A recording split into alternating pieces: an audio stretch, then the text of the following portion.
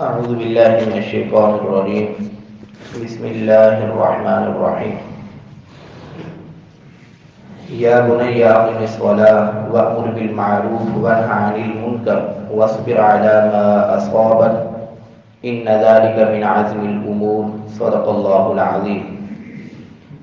یا بنی اقم الصلاة، اے میرے پیارے بیٹے نماز قائم کرتے رہو. وأمر بالمعروف، بھلی باتوں کا حکم دیتے رہو.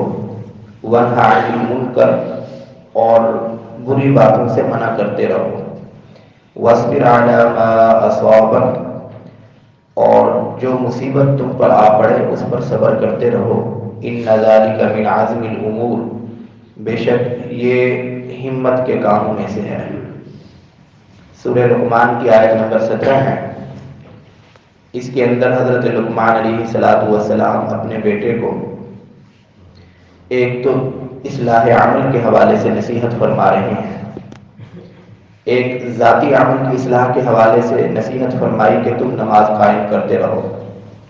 اس کے ساتھ ساتھ حضرت لقمان علیہ السلام کی دوسری نصیحت اسی آیت کے اندر وہ مخلوق کی اصلاح کے حوالے سے ہے کہ صرف ذات کی اصلاح بھی کافی نہیں کہ انسان اپنی ذات میں نیک بن جائے، دیندار بن جائے، بلکہ اس سے بڑھ کر معاشرے کے لوگوں کی اصلاح کرنا اور گھر والوں کی اصلاح کرنا، اور جو لوگ بھی آس پاس رہتے ہیں دوست احباب ہیں، بلکہ اس سے بھی بڑھ کر آگے نکل کر پوری دنیا کے اندر یہ جذبہ رکھنا کہ میں وہاں کے لوگوں تک پہنچ کر خیر کے کام کو اور خیر کی دعوت کو پھیلاؤں گا، دین کی دعوت کو پھیلاؤں گا، اس کی نصیحت فرما رہے ہیں.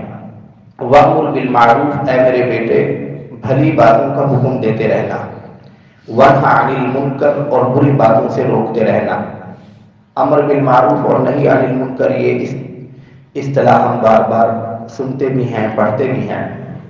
قرآن مجید نے میری اور آپ کی فضیلت کی بہت بڑی وجہ بیان فرمائی کہ تم بہترین امت ہو. قرآن مجید فرما رہا ہے رسول اللہ صلی اللہ علیہ وسلم کی امت کو کہ تم بہترین امت ہو. کنتم خیر امت اخرجت للناس، کہ تم لوگوں کی بھلائی کے لیے دنیا کے اندر بھیجی گئی ہو. اور تمہارا یہ شرف اور تمہیں یہ مقام اللہ کے ہاں کیوں ملا ہے؟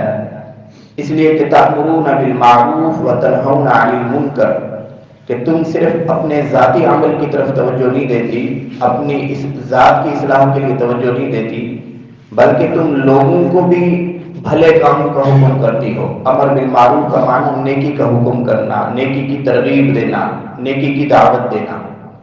نہی عن المنکر، برے کاموں سے، منکرات سے، فحش کاموں سے روکنا. یہ قرآن مجید نے میرے اور آپ کے اعزاز، مقام اور شرف کی وجہ بیان کی کہ تمہیں ہمیں جو مقام اور مرتبہ دیا ہے وہ اس لیے دیا ہے کہ تم لوگ نبیوں والا کام کرتے ہو، لوگوں کو دین کی دعوت دینا، خیر کی دعوت دینا، خیر کی طرف بلانا.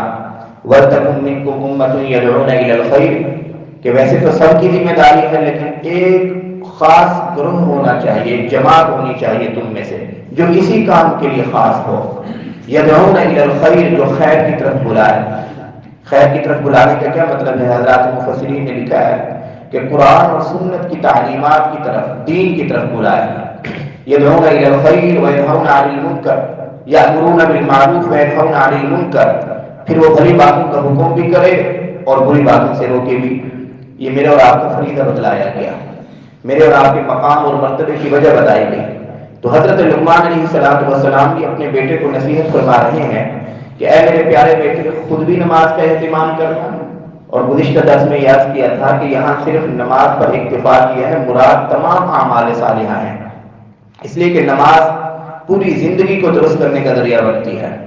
اور پھر تمام اعمال کے اندر نماز سب سے فضیلت والا عمل ہے، مقرب ترین عمل ہے.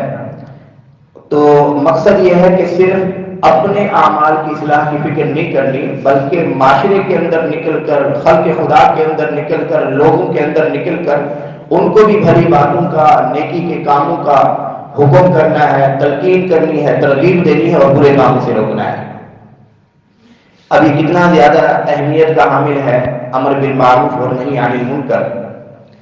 کہ امر بالمعروف یعنی بھلی باتوں کا حکم دینا، لوگوں کو ترغیب دینا، لوگوں کو دعوت دینا کتنی اہمیت کا حامل ہے۔ رسول اللہ صلی اللہ علیہ وسلم نے ارشاد فرمایا من دل علی خیر، حضرت رسول اللہ صلی اللہ علیہ وسلم کی حدیث ہے، حضرت ابو مسعود انصاری رضی اللہ تعالیٰ عنہ راوی ہیں، ترمذی شریف کی روایت ہے، ترمذی کی مسلم شریف کی روایت کہ آپ علیہ السلام نے فرمایا من دل علی خیر، جو بندہ کسی کو خیر کی طرف بلاتا ہے، نیکی کے کام کی طرف بلاتا ہے، فَلَهُ مِثْلُ أَجْرِ فَاعِلِهِ، اب وہ بندہ اگر خیر کی طرف آ جاتا ہے، نیکی کی طرف آ جاتا ہے، تو وہ جو عمل کر رہا ہے جتنا اجر اس عمل کرنے والے کو ملے گا اتنا ہی برابر سرابر اجر اس بلانے والے کو ملے گا اللہ کے ہاں۔ معارف الحدیث کے اندر حضرت مولانا منظور احمد نعمانی رحمۃ اللہ علیہ نے لکھا ہے کہ اس کو ہم وسیع پیمانے کے اندر دیکھیں تو کتنا بڑا اجر ہے، اور نیکی کمانے کا شاید ہی کوئی اس طرح کا ذریعہ ہو جس قدر وسیع ذریعہ یہ ہے اللہ کے ہاں مقام حاصل کرنے کا۔ فرمایا کہ ایک شخص نماز نہیں پڑھتا تھا، یہ نماز کے اندر سستی کرتا تھا، غفلت کرتا تھا، آپ نے اسے دعوت دی، ترغیب دی، تلقین کی، اس کا اکرام کیا اور اسے نماز کی طرف لے آئے، اب وہ نماز کا اہتمام کرنے لگ گیا ہے۔ ایک شخص ہے رمضان کے روزے نہیں رکھتا تھا، آپ نے کوشش کی، اس کے لیے دعا کی، اس کو ترغیب دی، اس کو تلقین دی، اب وہ رمضان کے روزے اہتمام کے ساتھ رکھتا ہے۔ ایک شخص قرآن سے دور ہو چکا تھا، آپ نے فکر کی، اس کے لیے دعوت کی، اس کے پاس گئے، اس کا اکرام کیا، اس کو ترغیب دی، اب وہ قرآن کی تلاوت اہتمام کے ساتھ کر رہا ہے۔ ایک شخص ہے گھر کے اندر، آپ کا بھائی ہے، دوست ہے، آپ کو پتہ ہے صاحب حیثیت ہے، زکات نہیں نکالتا تھا، آپ نے اس کے لیے فکر کی، دعا کی، اس کے پاس گئے، چڑھ کر گئے، اس کا اکرام کیا، اس کو مسئلہ سمجھایا، نیکی کی دعوت دی، زکات نکالنے کی اہمیت بتلائی، اب وہ زکات نکالنے لگ گیا۔ یعنی جتنی بھی نیکیاں ہیں، معارف الحدیث کے اندر حضرت نعمانی رحمۃ اللہ علیہ نے لکھا ہے کل قیامت کے دن آپ نے جس نیک کام پہ اسے لگایا تھا اور وہ ساری زندگی اس نیک کام کو آپ کی دعوت پر اور آپ کی ترغیب پر کرتا رہا، 20 سال، 25 سال، 30 سال، کل قیامت کے دن اللہ تبارک و تعالیٰ ان تمام نیکیوں کا جتنا اجر اس کو عطا فرمائیں گے جو نیکیاں اس نے آپ کے کہنے پر، آپ کی دعوت پر کی ہیں۔ اور صرف اجر نہیں، ان نیکیوں کی وجہ سے کتنی نیکیاں ایسی ہوں گی کہ جو اس کے لیے مغفرت کا ذریعہ بن جائے گی، کتنی نیکیاں ایسی ہوں گی جو اس کے لیے کفارہ سیئات کا، گناہوں کی معافی کا ذریعہ بن جائیں گی، کتنی نیکیاں ایسی ہوں گی جو اس کی درجات کی بلندی کا ذریعہ بن جائیں گی، اللہ کے ہاں مقام قرب کا ذریعہ بنے گی۔ حضرت نعمانی رحمۃ اللہ علیہ نے لکھا ہے کہ جو اس نیکی کی وجہ سے، جو نیکی آپ نے، جس نیکی پر آپ نے اسے ڈالنے کی کوشش کی، آپ نے اسے لانے کی کوشش کی، اور آپ کی اس کوشش اور فکر اور سعی کی وجہ سے وہ اس نیکی پر آ گیا اور مدتے دم تک وہ نیکی کرتا رہا، کل قیامت کے دن ان تمام اعمال صالحہ کا جو اجر، جو مقام، جو مرتبہ اور درجہ اللہ اس کرنے والے کو عطا فرمائیں گے، وہی مقام، وہی اجر اور وہی درجہ اس دعوت دینے والے کو عطا فرمائیں گے۔ آپ دیکھیں کہ کتنا مؤثر ترین ذریعہ ہے اللہ کے ہاں مقام پانے کا۔ اس طرح کے اعمال بہت کم ہوتے ہیں، بہت کم۔ تو اس لیے یہ تو اہمیت ہے نیکی کے کاموں کی تلقین کرنا، اور دوسری اہمیت کیا ہے؟ گناہوں سے روکنا۔ یہ آپ علیہ الصلوۃ والسلام نے یہ میرے اور آپ کے ذمے اس کی ذمہ داری لگائی، شریعت میرے اور آپ کا فریضہ قرار دیتی ہے کہ گناہوں سے روکو۔ حضرت ابی سعید الخدری رضی اللہ تعالی عنہ کی حدیث ہے، اور وہ حدیث بھی مسلم شریف کی ہے۔ یا علیہ الصلوۃ والسلام نے ارشاد فرمایا من رأى منکم منکرا، تم میں سے جو شخص برائی دیکھتا ہے، منکر کا کام دیکھتا ہے اپنے گھر میں، اپنے معاشرے میں، پڑوس میں، آس پاس، تو کوئی بندہ منکر کر رہا ہے اور بڑھ چڑھ کر سر عام کر رہا ہے، اعلانیہ طور پہ کر رہا ہے، فَلْيُغَيِّرْهُ بِيَدِهِ، تو تم میں سے ہر شخص کی ذمہ داری ہے کہ پہلا درجہ یہ ہے کہ اس منکر کو، اس برائی کو، اللہ کی اس نافرمانی اور بغاوت کو، فسق اور فجور کے کام کو اپنے ہاتھ سے روکنے کی کوشش کرے، اپنے ہاتھ سے اس کو ختم کرا دے۔ اگر اتنی استطاعت اور اس کے پاس حیثیت ہے، اس کو آپ کو ختم کرا دے۔ اپنی اولاد کے اندر دیکھ رہا ہے تو جن آلات کے ذریعے وہ نافرمانی آ رہی ہے، وہ آلات واپس کر لے۔ گھر کے اندر ٹی وی ہے، اس سے ڈرامے ہیں، فلمیں دیکھی جا رہی ہیں، تو یہ ذمہ داری ہے گھر کے سرپرست کی، اس ٹی وی کو ختم کرے۔ یہ کوئی بھی ایسی چیز ہے، اپنی اولاد ہے، بیوی بچے ہیں، اپنے شاگرد ہیں، اپنے ہاتھ سے، یا پھر حکومت ہے، حکومت صاحب استطاعت ہے، کہ اپنے شہریوں کے اندر، اپنی رعایا کے اندر کوئی ایسے گناہ دیکھتی ہے اور گناہ کے مقامات ہیں، ان کو ختم کر دے، ہاتھ سے ختم کرنے کا مطلب یہ ہے۔ ایک مفہوم یہ بھی آتا ہے کہ آپ کوئی برائی دیکھ رہے ہیں، کوئی نافرمانی دیکھ رہے ہیں، آپ کو پتہ ہے کہ آپ کے کہنے سے یہ ختم نہیں کریں گے، تو آپ کو یہ بھی پتہ ہے کہ قانونی طور پہ کوئی کارروائی کی جا سکتی ہے، کسی کو بلایا جا سکتا ہے، کسی ادارے کے شخص کو وہ آ کر ان کو ختم کرا سکتے ہیں۔ یہ ہماری ذمہ داری ہے کہ جہاں ہم اپنے ذاتی معاملات میں قانونی اداروں سے رابطے کرتے ہیں، تو جہاں اللہ کی نافرمانی ہو رہی ہو، بڑھ چڑھ کر ہو رہی ہو، اعلانیہ طور پہ ہو رہی ہو، تو یہاں بھی ہمیں اس طرح کے ایکشن لینے چاہیے۔ یہ بھی پہلی ذمہ داری میں آتا ہے، پہلے درجے میں آتا ہے۔ اگر یہ نہیں کر سکتے، آپ علیہ الصلوۃ والسلام نے فرمایا کمزور ہو، یہ نہیں کر سکتے تو زبان سے کہہ دو کہ یہ برا ہو رہا ہے، یہ اللہ کی نافرمانی ہے۔